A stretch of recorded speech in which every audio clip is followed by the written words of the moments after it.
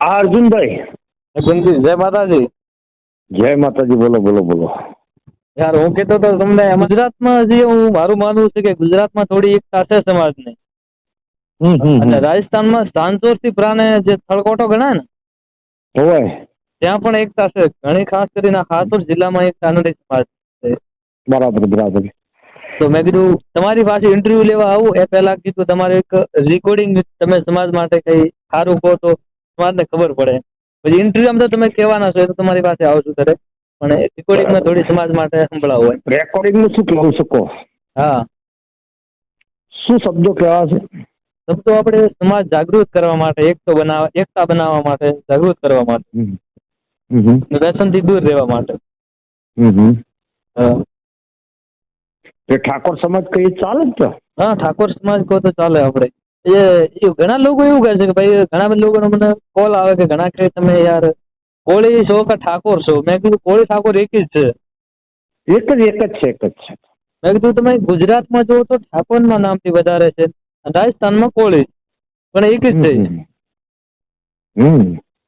તો એક થોડું રાજસ્થાનનું પણ નામ અંદર લઈને કહેતો તો ખબર પડે કે રાજસ્થાન માટે કીધું. સમસ્ત રાજસ્થાનમાં વસતા કહી દઉં ને? હા, ચાલશે, કહી દઉં. સમસ્ત રાજસ્થાનમાં વસતા મારા ઠાકોર સમાજ ને મારા નવગણજી ઠાકોરના પ્રણામ અને વંદન. વર્તમાન સમયની અંદર આધુનિક જમાનો છે, 21મી સદી ચાલે છે, ટેકનોલોજીનો યુગ છે. આ સમયની અંદર સમાજને હું વિનંતી કરું છું કે તમારા બાળકોને વધુમાં વધુ શિક્ષણ આપો. ટેલેન્ટ અને હોશિયાર બાળક હોય તો એને ભણાવો. ભણાવવા માટે આર્થિક તકલીફ હોય તો મજૂરી કરી કોઈ પણ રીતે હોશિયાર બાળક હોય એને પૂરતું શિક્ષણ આપો અને ઠેસ નોકરી મળે ત્યાં સુધી એના માટે પ્રયત્ન કરો. વિશેષમાં સમસ્ત સમાજને મારી વિનંતી છે, તમામ પ્રકારના વ્યસનથી દૂર રહો. વ્યસનથી શરીરની પણ બરબાદી છે, આર્થિક રીતે રૂપિયાની પણ બરબાદી છે. વ્યસનથી દૂર રહેવું જોઈએ. અને સમસ્ત રાજસ્થાનમાં વસતા કોઈ પણ ભાઈને કોઈ પણ પ્રકારની તકલીફ હોય તો આખો સમાજ સમરસ થઈ એકતા કરી અને ભાઈચારાના ભાવનાથી તેને મદદ કરો. ગુજરાત હોય, રાજસ્થાન હોય કે ભારત હોય,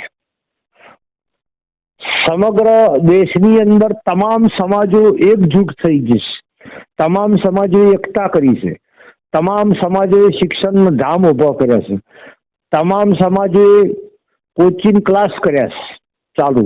એટલે તમે પણ રાજસ્થાનમાં વસતા હો, તમામ ભાઈઓને વિનંતી છે કે સમગ્ર સમાજ એક થાય, સમરસ થાય, શિક્ષણમાં આગળ આવે, વ્યસનથી મુક્ત રહે અને ખોટા ખર્ચા દૂર કરી સમૂહ લગ્ન યોજો. સમાજનું સારું કામ કરવા વાળા જે કોઈ સમાજના કાર્યકરો હોય, સામાજિક કાર્યકરો હોય, તેમના હર કાર્યની અંદર સહકાર આપો, સાથ આપો.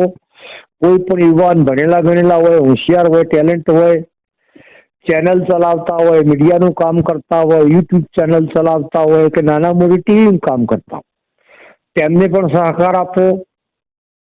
અને મીડિયાના માધ્યમથી સમાજને સારો સંદેશો જાય, સમાજ શિક્ષિત બને, સમાજ સમરસ બને અને સમાજની પ્રગતિ થાય એવા હંમેશના માટે પ્રયત્ન કરો. તેવી આ સૌની મારી વિનંતી છે. સમગ્ર ગુજરાતમાં અને સમગ્ર રાજસ્થાનમાં વસતા મારા પ્રિય બધું ઠાકોર સમાજને મારા નવગણજી ઠાકોરના જય માતાજી, જય સદારામ, જય વેલનાથ, જય દ્વારકાધીશ.